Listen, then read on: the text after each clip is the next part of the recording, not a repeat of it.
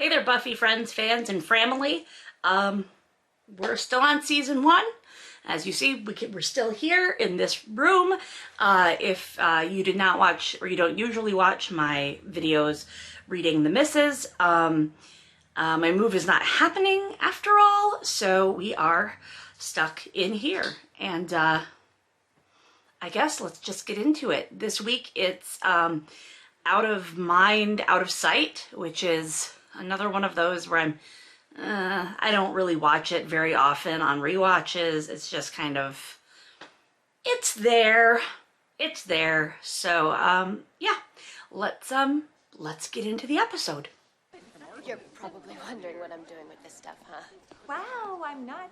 She is always hanging with that creepy librarian in that creepy library. See, I'm telling you, it is a little bit creepy, right? For a grown man and a teen girl to hang out together all the time. But has Shylock suffered? What's his place in Venice society? Well, everyone looked down on him. That is such a Twinkie defense. Shylock should get over himself. Cordelia is giving this whole get over oppression speech to her black teacher.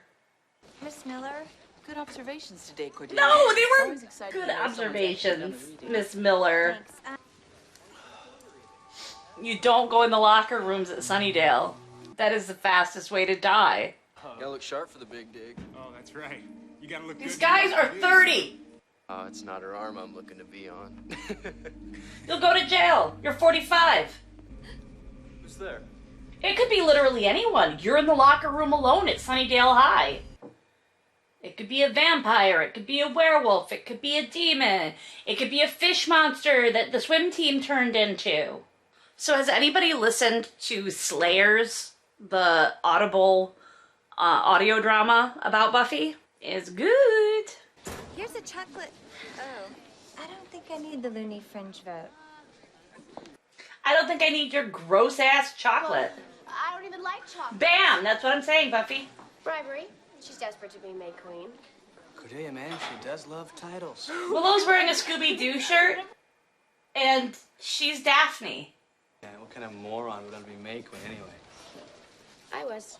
What is May Queen? We didn't have May Queen when I went to school. And this was when I went to school.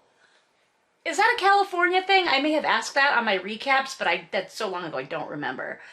Does anybody have May Queens at their school? I feel like they're trying to say prom queen, but they don't want to go to the expense of making a prom episode. There are no dead students here this week. So this is one way that Snyder is improving the school. Somebody got into the locker room but then didn't die. And you need to stay away from the crime scene. Always sticking your nose in. See what I mean about, like, Snyder could have thought that she was a demon or something?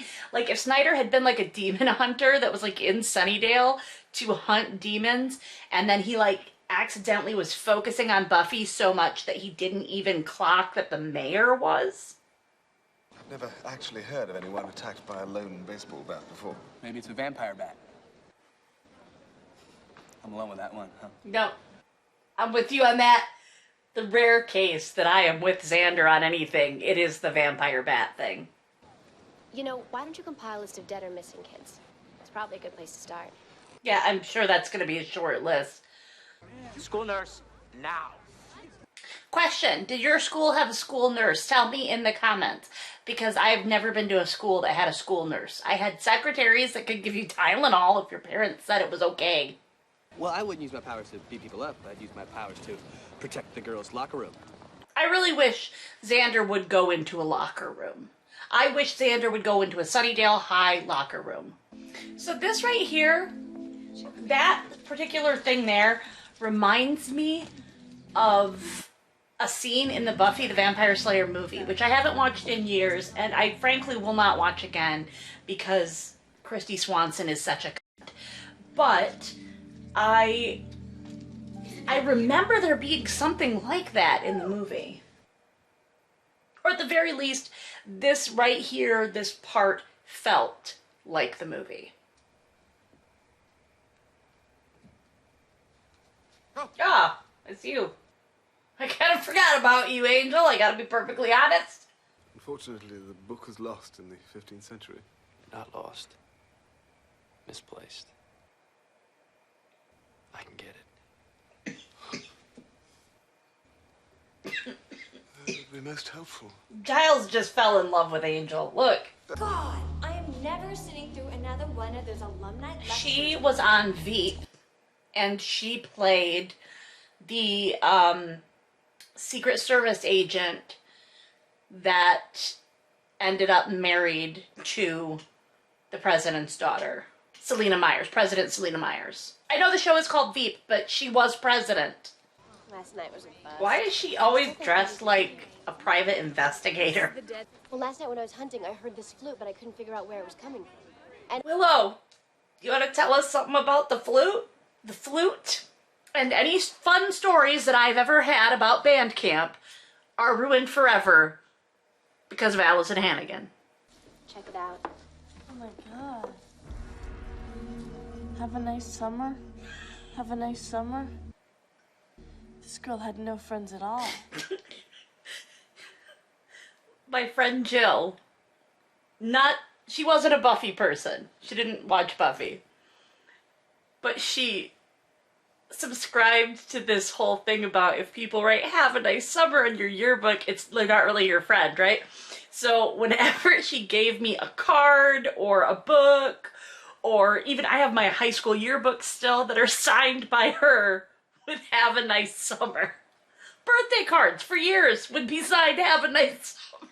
People perceived Marcy as invisible, and she became so.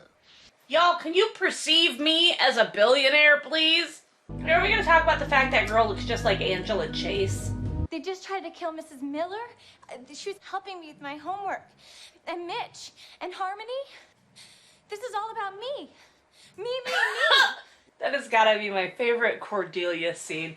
I know that, like, originally Charisma Carpenter had auditioned for Buffy, and that they had Sarah Michelle Gellar read for Cordelia, I guess. It's like part of Buffy lore, right?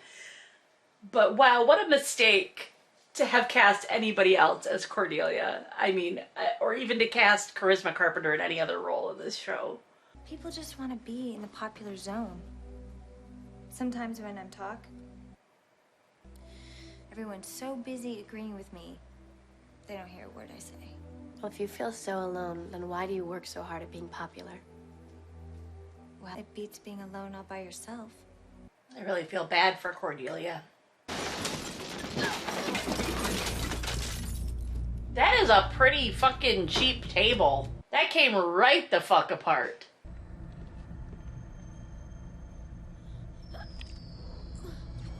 Marcy, it's only okay if Giles does that.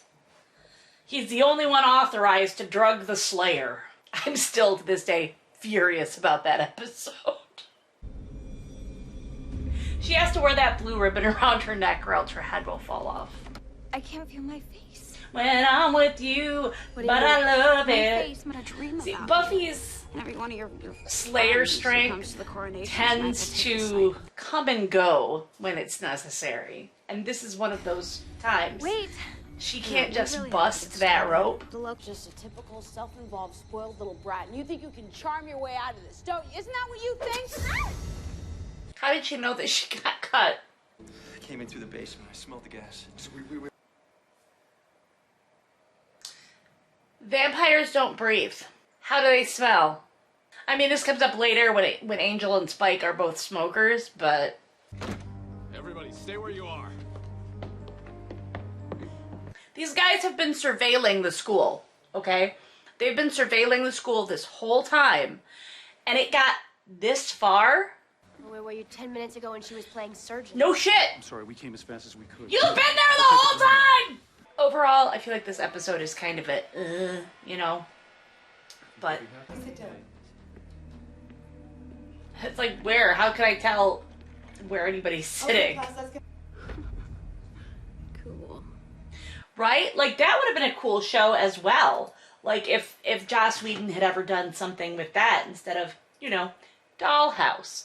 That would have been interesting. So, I think that one of the problems with that episode is that it wouldn't be such a boring kind of like meh, like 50-50 episode if it didn't come right between Nightmares and Prophecy Girl, because those are two really strong, really good episodes with a lot of excitement and kind of advances things. I know that Nightmare doesn't advance the overall plot arc that much, but it does give us more insight into Buffy's fear that is really important when we go into Prophecy Girl and she actually has to face the Master, right?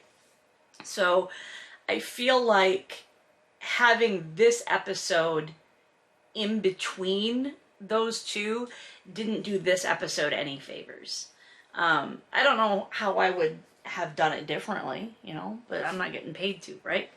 So, yeah, it's not a bad episode, but it's not like a top 10, right? I mean, it's just there. It's one of those episodes that's just kind of there.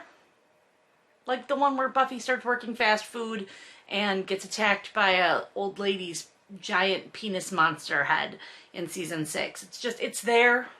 It's fine. It's not bad, but it's fine. I'm really excited. We'll get into Prophecy Girl next, and then it is on to season 2. In the meantime, check the description box for links to my Patreon, to my Ko-Fi, Coffee, whatever it's called, to the Ogre's Fairy Tale Bride on Reem and Vela, also available on my Patreon. And like, comment, subscribe, hit the notification bell, share this with your friends if they particularly enjoy Buffy. Bring them into the family. Okay, bring them into the family. And then I'll catch you on the flip side.